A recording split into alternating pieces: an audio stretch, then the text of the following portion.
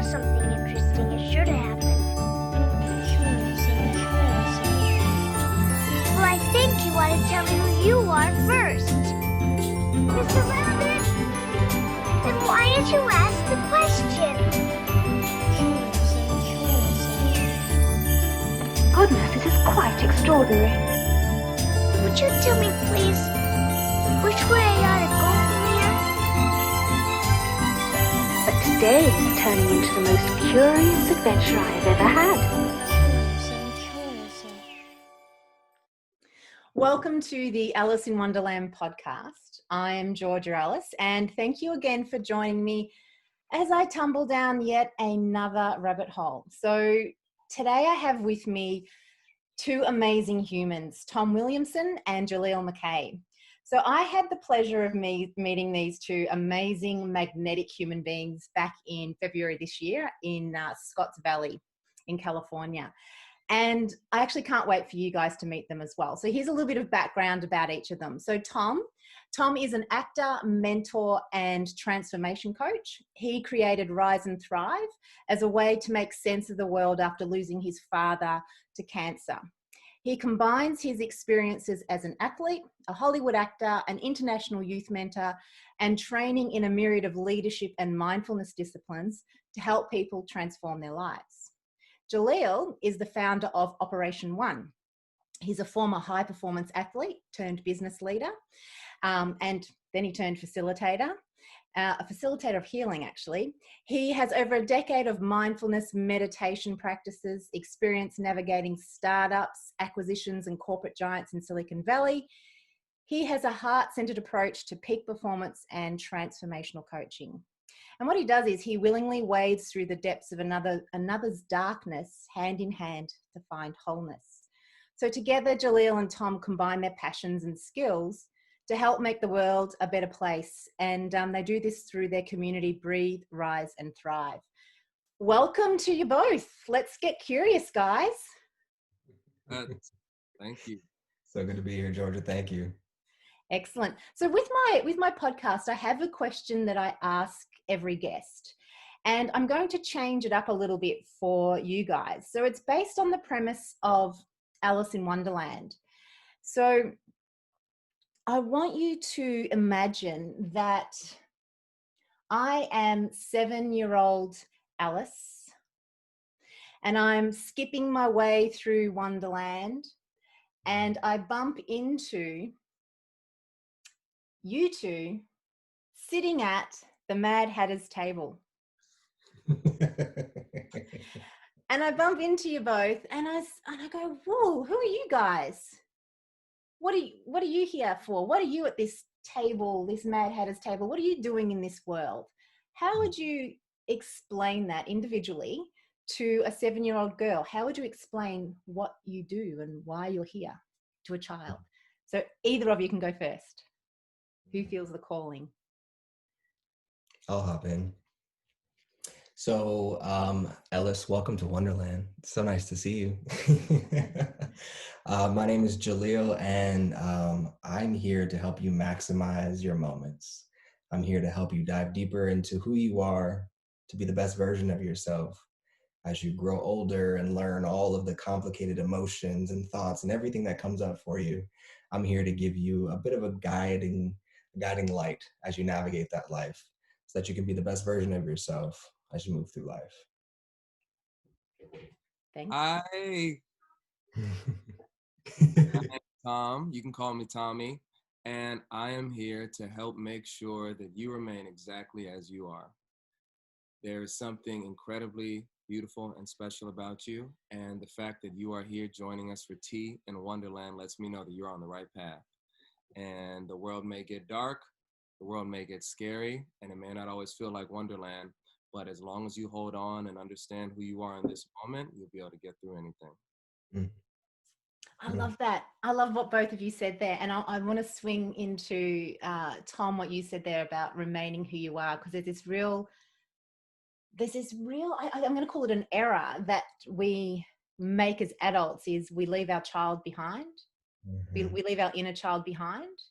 Mm-hmm. And I think both of you have touched on that. You know, yeah, life's going to come up for you. So Jaleel, I'm going to help you navigate the darkness, and Tom, I'm going to help you remain a child. So talk to me more about some of the work you've been doing in these spaces, because I know recently you did an amazing inauguration event where you help people, move through what we're going on at the moment. So who would like to expand a little bit more around what it is that you're doing? Yeah. So I'll kick it off with the theme of the darkness, because I think that the era that we're in, the world is definitely in this state of panic. There's a lot of fear, there's a lot of anxiety, there's a lot of anger, and a lot of that negative emotion is palpable. We can feel it. Just as human beings, we are very, very much so intuitive, and we can intuit what the global emotional quality is. And so we're walking through this world carrying all of these fears and these anxieties and this anger and grief, and the rest of the globe is feeling it. And so what we've done is we've created a combination of our individual works. We've created an experience for folks to come in and learn mindfulness tools, learn some full embodied drama therapy practices, as well as breath work. And really the intention there is to give folks the tools that they need to be able to, again, navigate through the darkness. So breath work in itself it can be, how do I put this? It can be a little bit jarring at times for folks, because what you're effectively doing is you are oversaturating the body with oxygen, and you are effectively putting your nervous system into a fight, flight, or freeze state intentionally, right? And so when you set that intention, you do it with the purpose of creating that experience for yourself, you're effectively conditioning your body to have that experience of, oh my God, I might be dying. Oh my God, I am so afraid, so that you can purge all of the emotions that have otherwise been stored in there from the trauma and from the fear and from the anger and from the grief and everything that we haven't quite processed yet. So that when you come out of that on the other side, you spend 30 minutes lying on the floor, breathing heavily, you cry, you yell, you laugh, whatever it might be. But on the other side of that is freedom.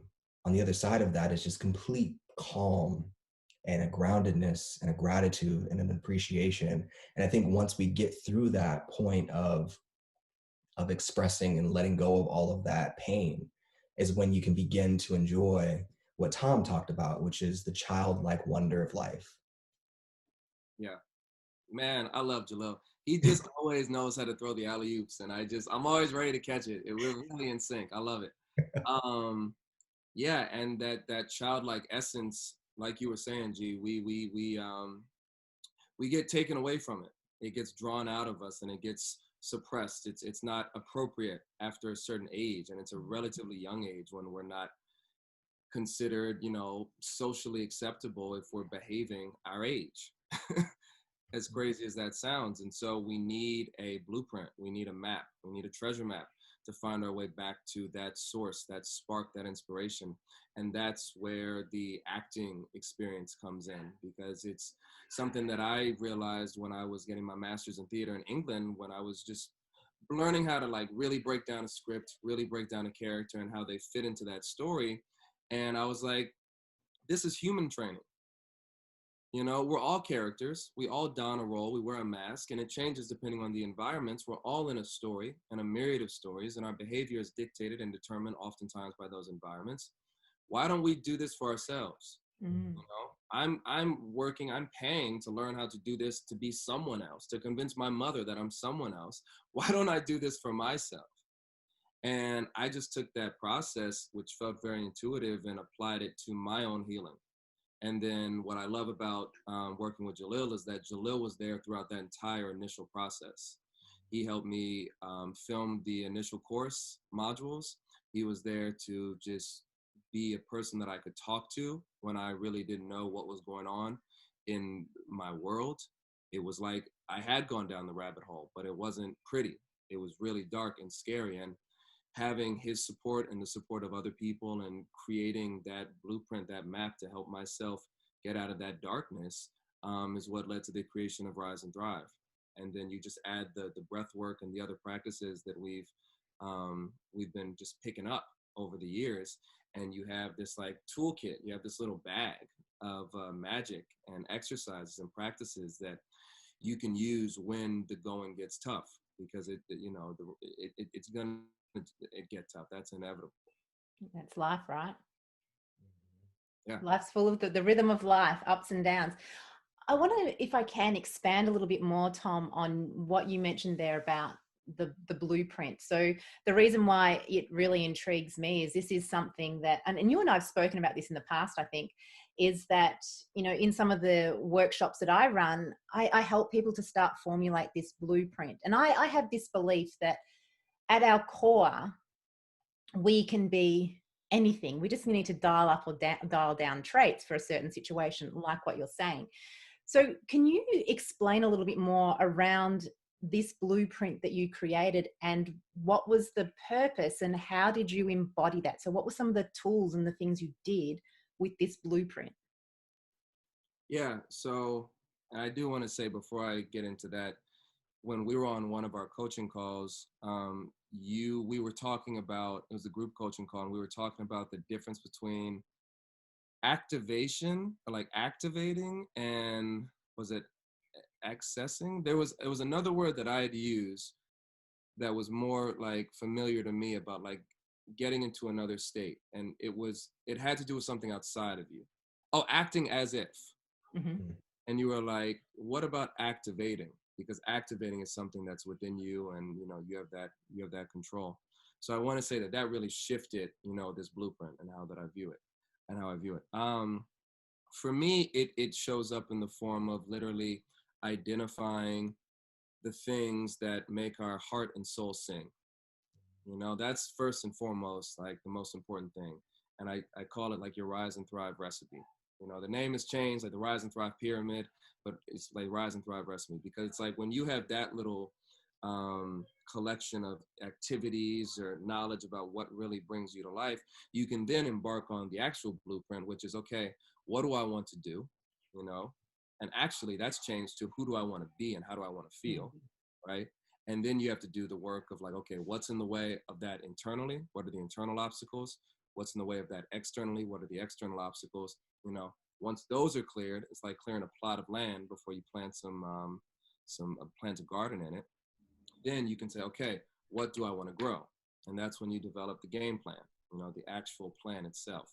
And then from there, you identify, okay, what's my legacy? What is the thing that I want to, like, what's my why? What's the fuel in my tank when it gets dark again? And then at the end, it's all about sharing. It's just everything that you do to break down a scene as an actor, from the given circumstances that the character's in, to the obstacles that are in their way of achieving their desired objective, to eventually sharing it with the audience. And the way that I kind of made it my own was taking a lot of the physical practices that we learned in theater school, that, again, like, they were the things that got my soul alive. So like animal work was a big one. Doing a lot of state shifting physical exercises where we're moving with the energy that we're visualizing and describing. That was a big one. Jaleel actually had an amazing experience with animal work, and it's another reason why we're working together, because I had seen it done in class, in acting class, but then I was kind of nervous to introduce it to people that maybe they weren't familiar with it. Would they think that, oh, you're stupid? What are we doing? Like, I'm embarrassed. And then Jaleel had an experience that completely confirmed the effectiveness of this type of work. I think that's an invitation for Jaleel to expand right there. Tom with the alley-oop this time. Yeah, so as Tom mentioned, we'd been working together. I helped him from a video module perspective, and just really being a sounding board as he was building out the course for Rise and Thrive. And initially, I had intended on being more of a coach for the first cohort. I intended on recording some meditations and really helping to facilitate the first cohort. And life decided that I needed something different. I got to this point where I had gotten burnt out from all the other things that I was doing in my life. And it really became clear in that moment that I actually needed to be a student. I needed to take a step back and respect and appreciate the work that Tom had put into this course, and allow for myself to learn from it and to grow from it. And so I joined the first cohort with 7 other people, I believe. And it was maybe 3-4 weeks into it when we did the animal work exercise. And I'm in the basement of my Brooklyn apartment, and we're all individually doing the animal exercise, and I had chosen an eagle. And the reason I chose the eagle was really because my childhood just been marked by flight. I loved birds. I loved the idea of flight. I always felt the sense of, if I could fly, I would be free, right? And there was a lot of this the story of feeling like I was carrying the weight of my life, right? And so, yeah, I embodied the eagle, and I was literally soaring, right? And so, this process of embodying the eagle, like you're literally doing everything you can to engage with the elements of an eagle that make the most sense, right? So, prior to this, I was studying, what types of food do they eat? What do they look like when they're flying, right? Like what would what would the texture of their feathers be? What are their mannerisms? How do their heads move as they're seated on their nest or perched in a tree or flying overhead? And so I was literally studying the details of this eagle as requested by Tom in this course. And so one of the big things was understanding the energy center. Like where is the source of energy in this animal, and then where do they lead from? And so for me, it was, I took a few deep breaths and I just embodied the sense of a very regal posture, the chest out and open, right? And the head was just kind of out, and it was very much so energy source of the chest, but leading with the head in a lot of ways. And so, yes, I took flight, and, I'm zooming around the room, and I'm just having all of this, I'm having a lot of freedom, and I'm perched up on the couch, and I'm jumping around, and I'm cawing and literally just embodying it as much as I can. And at one point, and it was 5 minutes, right, Tom? I think it was a 5-minute exercise. Yeah. And at some point I was soaring and just circling over all of the pain, all of the trauma, all of the stories, the baggage, all of the things that I thought I should be carrying, all of the things that made me who I thought I was. Who would I be without my story? I had no idea, because my story dictated so much of who I thought I was. And so I'm soaring over this, and I'm literally just looking down on all of it. And Tom, mentions time is up. And as I'm reintegrating back into my body, I'm experiencing the juxtaposition between this incredible freedom that I had and the weight of who I thought I was every day. And coming back in brought up so much for me. I had this intense emotional response. I started crying, I was shaking, and I sat there for the rest of our class that day, 15, 20, 30 minutes, I can't even remember. And I was just rocking back and forth. And I was like, I don't know what just happened, but I'm getting emotional in the chills right now thinking about it. That's freedom. Like whatever that was, I want more of that.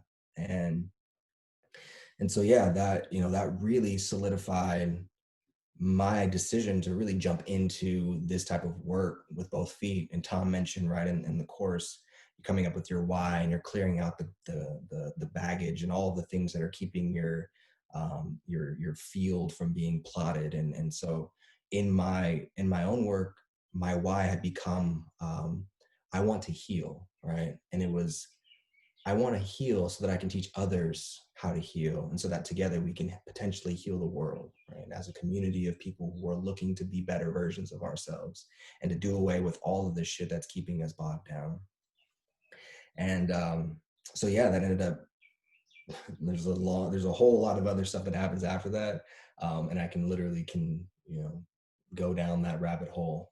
But the long short is, I made some really difficult decisions that weren't what others expected of me. I was working a corporate job in New York City, and I made the decision to check myself into a treatment facility, so that I could take care of the things that I knew that were keeping me from being the best version of myself, from expressing my true self. And again, those stories and everything that had kept me bogged down my entire life, I needed ways to clear that out. And it was in that treatment facility that I was introduced to breath work. I was introduced to EMDR. I was introduced to the cognitive behavioral therapy, and the impact of having a group of people in a safe container acting bravely and learning that they're not alone in the trauma that they carry and the stories that they tell themselves. And that, in fact, there were so many of us that have experienced the things that I thought I was the only person in the world that ever experienced. To hear that another man had gone through it as well gave me a sense of belonging, a sense of community. And so it was that treatment facility that showed me there are so many ways that a person can heal themselves. And in truth, we all have that innate ability to heal ourselves internally, right? And what I took from it was that there are so many people who would benefit from this stuff, similar to what Tom was saying, right? In actor training in Bristol, and theater training in Bristol, this is stuff that should not be just reserved for people who are at the bottom of their lives, hitting rock bottom, on the verge of suicide, or active in their addiction. This should not be reserved for just people who are at the lowest of lows. If we could teach people these things, how to navigate relationships, how to eliminate codependent behaviors in high school, college, how many happier, more fulfilled, more authentic people would we have in the world?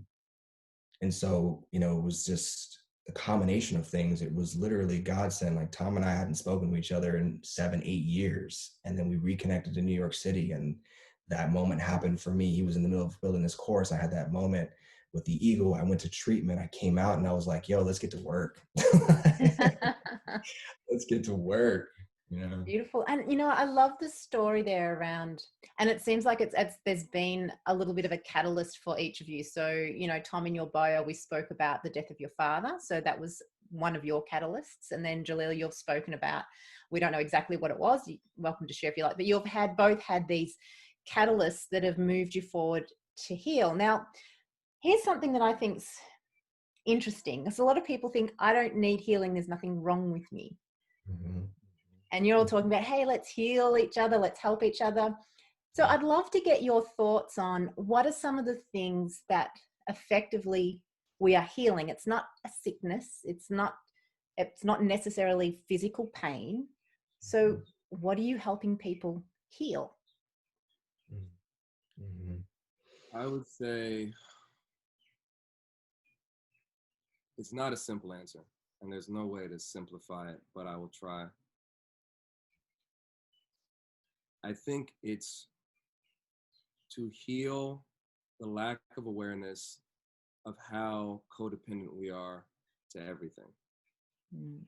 And when I was first introduced to the term codependence, it was in the form of a romantic relationship, right? So this healing process is really an awareness process, because what that awareness gave me was the realization that I put so much emphasis on romantic relationships. I'm not even taking the time to take a step back and look at how I'm in relationship to everything all the time. Mm-hmm. And how the same things that were like messing up my romantic relationships are also messing up my friendships. They're messing up my career. They're messing up my familial relationships, my relationship to myself. Mm-hmm. And ultimately, it is coming back to that. We live in a society where it's not who you are, it's what you do. It's not how you feel. It's like, how much can you produce? Mm-hmm. That's where your self-worth is tied to. And so it's very easy to fall into the trap of, if I'm not doing it, and that's why COVID has been like such a wake-up call. It's like, if I'm not doing anything, if I don't have my job, if I don't have my relationship, if I don't have my house, if I don't have these things outside of me, I don't know who I am. So it's really about creating that awareness to understand that, hey, those things are there. They're always going to be there, but they're transitory. There's something inside of you that will always be there. It always has been. It was never created. It's never going to be destroyed. It just is. And getting back to that and operating from that place then allows us to have and exist in this world with an objective awareness, to the best of our abilities, of all the things that we do depend on and need and relate with, instead of just simply operating with the conditioned belief that I need this, I need that. At this time in my life, I need to be doing that. Oh, I'm not doing that, I'm not worthy. And it's just like the list of those things is endless. Jaleel, have you got anything to add there? Yeah. I think the biggest thing for me is how do I when I wake up in the morning, right, how do I show up for myself? And I think, as Tom mentioned, really it's just getting back to having a valuable, loving relationship with myself. And it's just, it comes, and when we have that time, we have that, healing, right?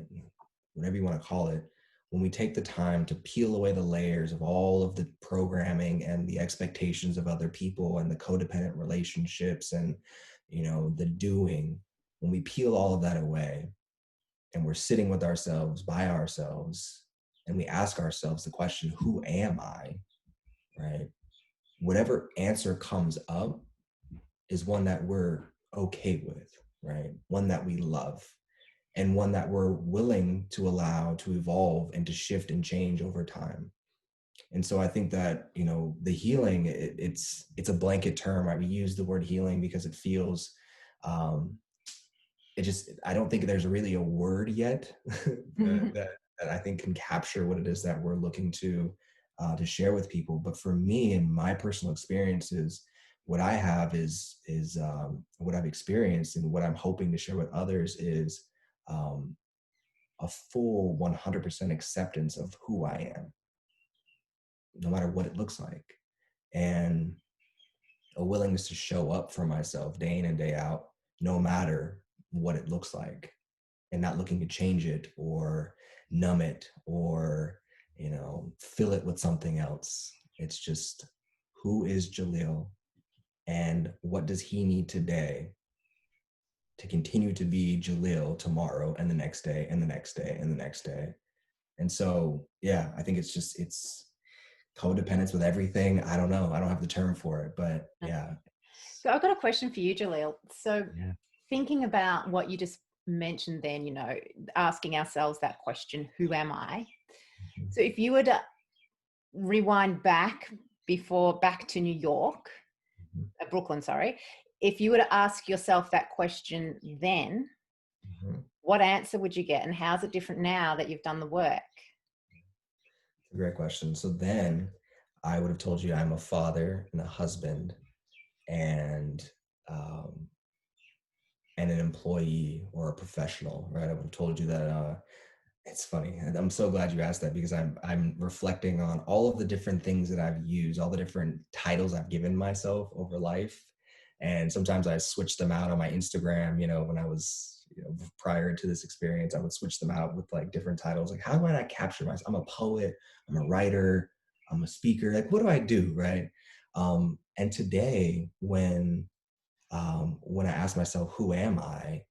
The response, and it's going to sound crazy, but the response that comes up for me is, I am a physical manifestation of consciousness. Like, I am a fully embodied, animated being that is experiencing a human experience. But in truth, what I am is a piece of consciousness that is materialized in this body, in this time, to have this experience, to learn these lessons, and to hopefully share some of the lessons that I've learned with other people.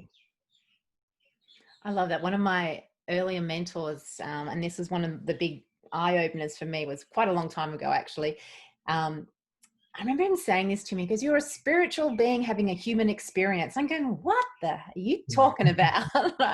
What's he been drinking or smoking? And this was I'm talking about 30 years ago. And I didn't really quite understand what that meant at the time. And I find myself now helping people reconnect with that. For me, like your term healing, when I was listening to both of you talk, to me, it's almost like, oh, you're helping people reconnect with their essence. That deep essence of, I'm a spiritual being having a human experience. So if that's the case, I want to squeeze everything out of being a human. And if that means I'm going to try different things, I'm going to try different foods, I'm going to go to different places, because what if this is the one chance I get to be a human in this body where I get to touch, taste, feel, connect, have emotions and express those emotions? I want to experience it all. Right? So therefore, my view of what the world changed. A lot of the rules that I'd carried forward from my upbringing started just to fall away, because if I'm here to have a human experience, I don't want those rules my parents gave me, because that's Yep. not allowing me as a spiritual being to really experience being human. Because I don't know how long I'm going to be in this, like you're saying, Jaleel, how long am I going to be in this body, this meat suit? Let's get the most out of it.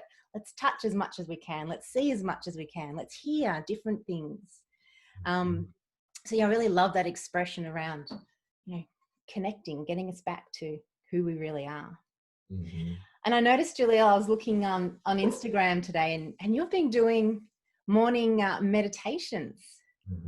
Yeah. So every Monday morning. So this is part of your practice in connecting and asking who you are, and bringing yourself back to yourself. Yeah, absolutely. Mindfulness meditation is core to my personal practices. And it's an everyday thing, twice a day, in the morning and at night. And the reason for that is it's an opportunity for me to listen.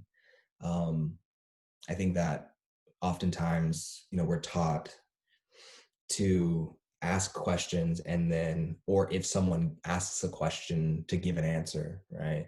And for me, meditation is, and this is, I get this from, I'm also part of the 12-step fellowship of Alcoholics Anonymous. And so there's always these conversations about, you have 2 ears and 1 mouth, right? You're supposed to listen more than you talk.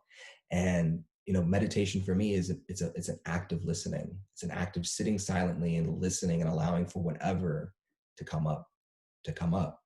And it's also become a tool for, right, that's my personal practice. And then when I'm sharing with other people the practice of meditation, what it is it's a tool for building an awareness around your humanness. And part of what we teach at Breathe, Rise, and Thrive is the 5 spheres of awareness, starting with the breath, and then moving out into the body, and then from the body into the emotions and where we feel them in our bodies, and then from there into the thoughts, and then from the thoughts into our mood. And our mood is really how we interface with the world, right? How does this human experience, the one that we're having, interface with the world? And then another thing that we've learned just in our work together and collaborating with other people is the value of gratitude, and actively teaching folks how to express gratitude. And there are a lot of ways you can do that, right? You can have a gratitude journal. You can text a friend and say, hey, I just want to let you know I'm grateful for you, or you can pray. But the act of gratitude in meditation, the intention there is to have a fully embodied experience of what gratitude feels like, right? How does it feel in your heart to be filled with a sense of gratitude? How does it feel as it spills past your heart into your chest, into your legs, into your arms, into your head? How does it feel to really embody a sense of gratefulness? And what we've learned in the process of, it became a part of our practices when we're having a conversation with someone, or we're about to do some collaborative work, we would spend 15-20 minutes in a gratitude meditation before we got started. And we had a moment early on when we first started to do this, where we jumped into a conversation. We were working with a good friend of mine, and I've known him since high school, and Tom has known him for several years now as well. And we're doing video work together, and we're having a conversation, and it's clear that the egos have gotten involved. There's a lot of the thinking and the egos and people trying to make sure that their ideas are being heard. And there's just like the battle for space that was existing. And Tom suggested doing a gratitude meditation because we had been doing them at some other point. And he was like, maybe this is a good time. And so we did a gratitude meditation, and it was completely night and day. And what happened was we listened more, and we made room for each other's genius.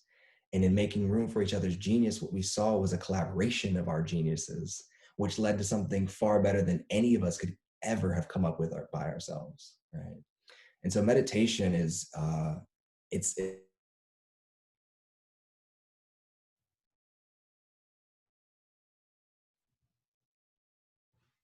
think we've lost Jaleel for a second. Okay. Yeah, I was wondering if we were all frozen. No, you're not frozen. But well, hopefully he'll come back. Yeah, he will. I can pick it up where he left off. And just how, yeah, those gratitude meditations really completely shift the energy. They completely bring us to the present moment. And what's so great about them and meditation in general is that when you're in the present moment, you are not carrying the weight, the sometimes distortion and distraction that is past baggage, past beliefs, past conditioning, or future desires, future anxieties. And you can really just be with the person you are speaking to, or if you're meditating by yourself, really just be by yourself and with yourself. And how that's where real truth is. That's like the truth well. And when you get to draw from that well with more than one person, like I'm not a religious person, but I know there's the quote from the Bible, like when two or more are together, like I am present. I'm talking about God, and I feel it. Like it's undeniable, and it's now gotten to a point where the practice is becoming a lifestyle, and it doesn't even take a full 20 minutes to tap into that energy and engage with a person who may not even be aware that that's what's happening, but as long as they're open to it, it could be a casual conversation that turns into the most inspiring, transformative, creative 30-40 minute conversation that we've had all week. And I'm seeing that every day of my life now. It's a beautiful experience, isn't it? When I don't want to say that the ego is negative, because every part of us has a purpose. Without the ego, we don't survive and want to and be something better than ourselves. The ego helps with that, but then it can get in the way of what you're explaining there. It can get in the way of those connected moments where we connect into a deeper intelligence that's it's more than the people in the room. And I love what you're saying there, the quote from the Bible, where two or more shall gather, I will be there. And what I've come to understand from that is that, if you, myself, Jaleel, are sitting in a room, you're bringing your energy, your consciousness, your experience, your ideas to that room. So there's an element there. I'm bringing mine, Jaleel's bringing his.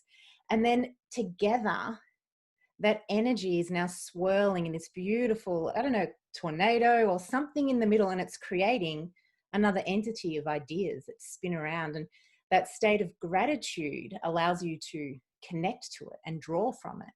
And that's where the greatest innovation comes from, because we're leaving the thought, the ego, that my idea is the one that needs to make its way forward, allowing this tornado in between us to get that information and then spread it out to whoever's ready to connect it and then verbalize it.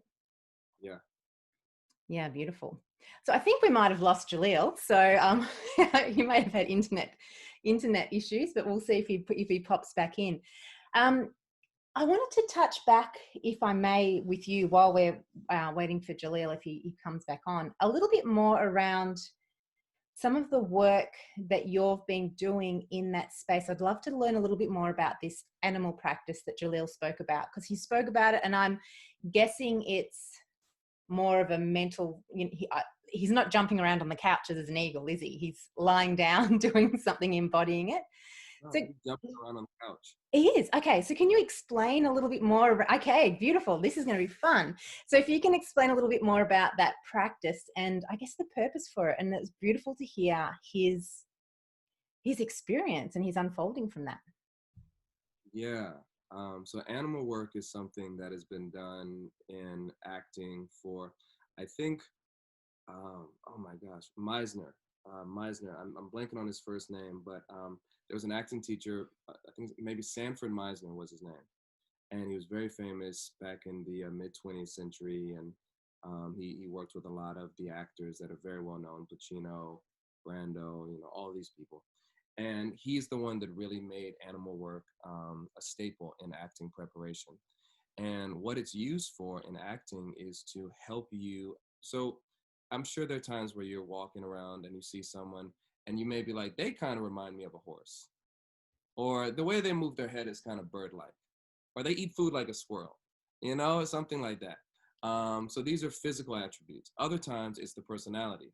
They're a little slimy. They're kind of like a snake, I don't trust them. They're like a rat, And so it's to help the actor kind of get out of their mind, again, get out of their ego, and get into that play space, get back into Wonderland, and be curious about, okay, if I was an animal as this person, what type of animal would they be? And just making the decision based on script analysis and intuition, and really how the character makes you feel. And then once you decide on an animal, it's just learning as much as you can about it. You know, so the intention with that is to completely clear your brain out and fill it up with everything about the animal. And as you physicalize it, so you start off completely embodying it, you know, fully. If it's an animal that walks on all fours, you're on all fours. If it's an animal, if it's a bird, you're hopping around like a bird. So like choose wisely, because we don't always use these muscles, you know, the animals use. I'm trying to think if someone wants to embody a snake. That's a hard one.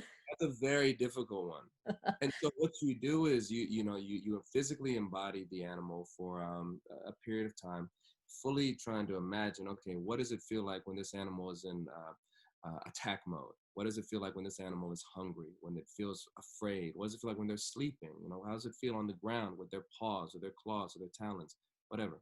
Completely getting out of your mind and into this animal.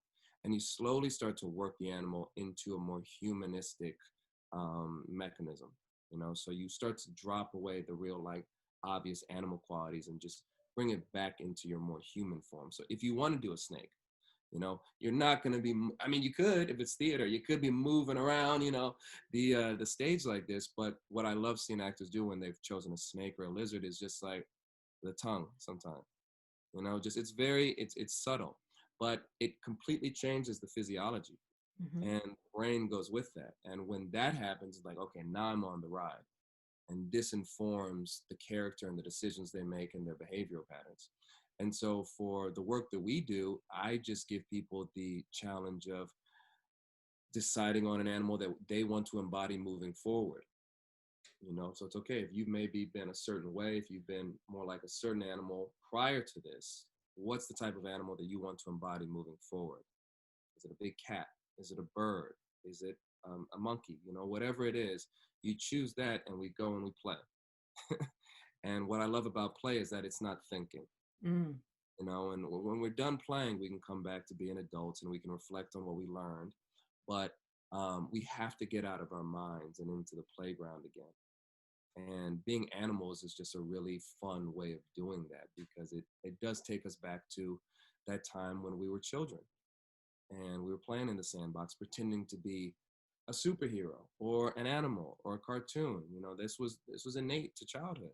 And there's something about exploring that as an adult that, for me, I just love seeing the sparks in people's eyes after they do it, and then the insights they have that are usually so closely tied to things they're already aware of and working on. And then when you see them express it after doing that exercise, it's almost like, oh, this thing finally clicked. So they've embodied it. And I think that's the difference, is because they're up in their head so much that moving begins to embody the emotion of it. While you were talking there, I just had this, it's sort of a little bit of a full circle back to what we were talking about earlier, how we have all of these abilities within us. So you could choose to be any animal and you can activate the traits of that animal, right? So thinking back to that, I was picturing that inside all of us is this Noah's Ark, and we have this ability. It might not be who do I want to be, you know, moving forward. It might be more along the lines of what animal do I need to be stepping into this situation? Do I need to, you know, dive into my Noah's Ark?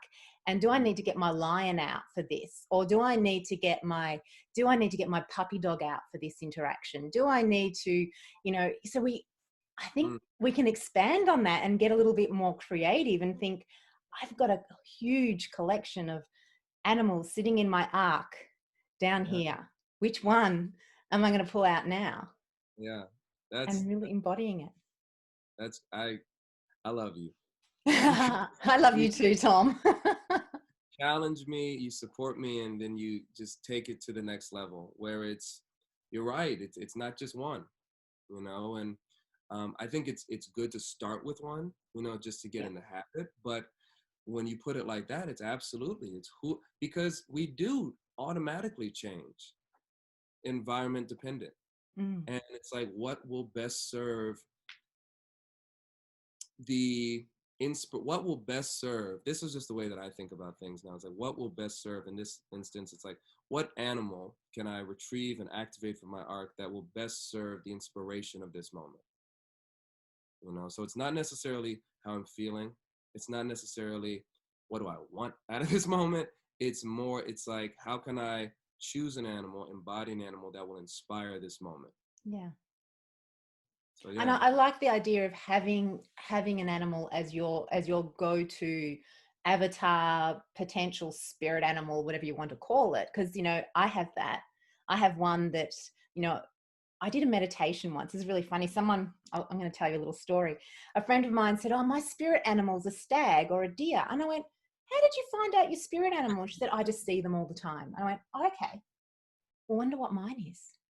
So what I did, I put on some music that would takes you into alpha. That was alpha drum beats. So you get into imagination, close my eyes, and I asked the question, "Show me my spirit animal." Mm. And so I sat there and meditated for, I don't know, it must have been 30 minutes. And just as it was finishing, this big flash of a kangaroo face like came up into right here, like I was with my eyes closed. And then I got off and I went, "Kangaroo? Really?" Where's my eagle? Where's my, you know, and I went through, why didn't I get a stag or something? I got a kangaroo. And then it made sense. I see kangaroos every day. Yeah. Then I thought, I'm going to Google the spirit meaning of a kangaroo, right? So I Googled it. And this is a fun fact. Kangaroos cannot move backwards. They can only move forwards. Wow. So they can't go backwards. And I thought, yeah, that's a really good reminder. But also they're in mobs. That when they're together, they're called a mob. And if you see them in nature, you'll see a lot of them just lying down. But there'll be some sentinels around the edge protecting and keeping the rest of the community safe. Mm. And so to embody this spirit animal of a kangaroo is to help and protect, you know, the community, and to never go backwards, to continue moving forwards. And I went, yeah, I'm really proud of that one now. So that would be my go-to if we're looking at going through your exercise. But then I would probably start looking at what else is in that arc. Mhm. Yeah. Welcome back, Jaleel. We missed you. But Tom beautifully took over when you dropped out. So you two are amazing together. A lot of chemistry here for sure. Appreciate that. Absolutely. So glad to have you back. Good to be back. I love the idea. I hopped in right when you were talking about the arc of animals, because from my personal experience doing the animal work, I've been exploring the eagle a lot. But just recently, this weekend actually, I started exploring a chimpanzee. And interestingly enough, Tom was introducing the exercise to some folks that were a part of the group that we were leading that day. And, I started just thinking about, okay, where am I in my life right now? The eagle represented this idea of freedom. I needed and wanted freedom. I wanted the ability to soar above my problems. And that's why the eagle came to be. And where am I at now? What do I need today? How can I best be of service to others? What is it that I'm working on? And what came to me was the chimpanzee, and the reason for that was the playfulness and the sense of community, and it was incredible. I had the most amazing time doing the doing the chimpanzee exercise, animal exercise over the weekend. And I'm in my office and I'm playing with all kind of things. I'm looking at a charging cable for my computer and playing with it, and just like seeing things as if I'd never seen them before, right? Having that childlike wonder and not using or seeing something for the function that is expected of it, but actually just being curious about what is this thing and how can I manipulate it in a way that is unique. And so, as you're thinking about different animals and how those different animals might come out or show up and why, right? For me, what that taught me in that moment was to see life more playfully, right? And to continue to be and continue to seek the novelty in otherwise mundane experiences, things that I could quite easily just take for granted and move through and just go on autopilot and easily just check the boxes on things. But to be constantly in awe of life, to be constantly in awe of what is otherwise the root and expected, it creates flow, right? It creates that connection. It creates that deep connection to the present moment, to the now, to the deep now, the infinite now. And I needed that. I needed that this weekend. So animal exercise is incredible. Like there's so much you can pull from it and learn from it, and so many ways that it can offer so much learning in life. I'm a real advocate for lessons from nature. And I'll often look at nature for answers if I'm struggling with a question. And sometimes it might be an animal, sometimes it might be a plant. And I'll sit back and just take it all in and to see what is this plant, what is this animal doing that I can learn from? And it's very similar to what you're doing now. And there are so many lessons in nature. We think that we hold it all, we can find it all in books. In fact, you will survive and still build your awareness if you throw out all your books and look to nature and look within. Yeah. I've got a questions based on what you've just said, Jaleel, for Tom. So Tom, what would be your animal right now? Great question. I was Oh, thinking when Jaleel was talking, and before I answer that, I just want to say I also love observing nature because nature doesn't lie. Nature is not being manipulative. Nature is not playing a game. And when you engage and observe, when you engage with and observe nature, you are experiencing truth. And that's always the case. And that's, again, part of the codependence fallacy, this illusion that we live in of the societies we've constructed on top of the truth of nature that have really dragged us away from truth. And so I just want to say, absolutely, I completely agree with that. And there's so much to be learned from nature. In regards to my animal right now, the thing that came to mind just now is, and it's actually been kind of stewing in my brain, is a puppy. any particular breed? A standard poodle. A standard poodle puppy, okay. Puppy, yeah. It's we have at my mom's house. We got her last year, and we had one when I was growing up, Shaka, and the girl we have now is Luna. And I say that because she just brings joy to our life without fail. And I love her so much. I'm getting emotional thinking about her. It doesn't matter what's going on. She comes in and it's just light. And I'm going to see her in a couple of weeks. I'm missing her. So you can be her. You can embody that sense, that puppiness. And I love that you said that. So if you think about that deeply, if you start to embody that as you step out into the world, that, loving, because what I believe puppies and dogs do, they love unconditionally. They don't care. They don't care who you are. They just love you. And I think that's just a beautiful thing to be embodying. So yeah, love it. Have fun expressing that. And I won't get you to bounce around as if you're the puppy right now, because we do have listeners and video, so those listening won't get the benefit of it. So,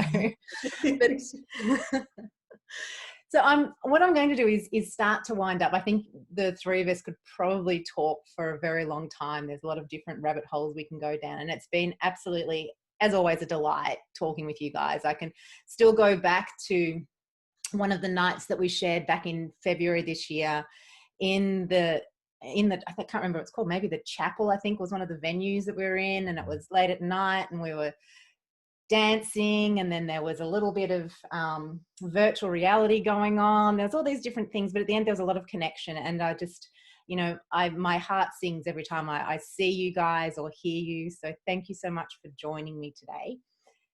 if people have been intrigued by your work and would love to reach out to either follow you individually or do some of the work, get in touch with you for some of your workshops, what's the best way to reach you either collectively or individually? Yeah. The best way to reach us collectively, our website is breatheriseThrive.com. And that has the different workshops that we're leading, as well as my Instagram, Tom's Instagram, and then our collective Instagram for the organization or the community that we've created. So yeah, that's the easiest way. Just the website. You get everything that you need in one spot. Beautiful. Excellent. Anything else to add, Tom? No. Everything's on the website. Yeah, beautiful. So I'm going to encourage everyone to jump on board and follow these guys. Not only are they a lot of fun, you've got a chimpanzee and a puppy to deal with here, but they also bring with them a lot of wisdom and experience. And I know I've got a lot out of the relationship and the friendship that I've developed with them over the last, I don't know, what month are we in now? So I don't know, it's been about 7 months or more now. It's been amazing. And yeah, by all means, jump on board. I know when you ran your inauguration, quite a number of my followers jumped in on that event and loved it. So keep doing the amazing work you're doing, and thank you so much. Final thing, do either of you, actually I'm going to ask if either of you had some form of, and I say this all the time, I don't like using the word advice, but any sort of recommendation or any sort of words of wisdom, each of you to share with our listeners, just as a final parting gift.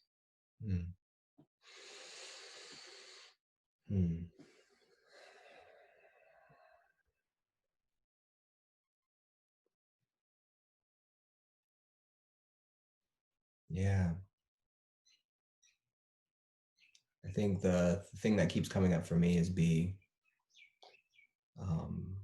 comfortable being, and be comfortable being, and everything else that comes out of that will be in alignment, which,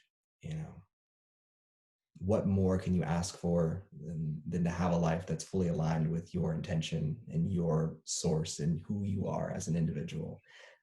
So I think that's what's coming up for me. Yeah, thank you, Jay. The first two things that came up for me immediately were two Ram Dass quotes. The first one is, and I'll say it slowly, be here now. And the second one is, love everyone and tell the truth. That's all I got. Thank you. Thank you so much. Blessed to have you both. Thank you, everybody. And we'll see you again shortly. Bye for now. Thank you. Thank you, Georgia. Love you. Thank you so much. Today is turning into the most curious adventure I have ever had. Curious and curious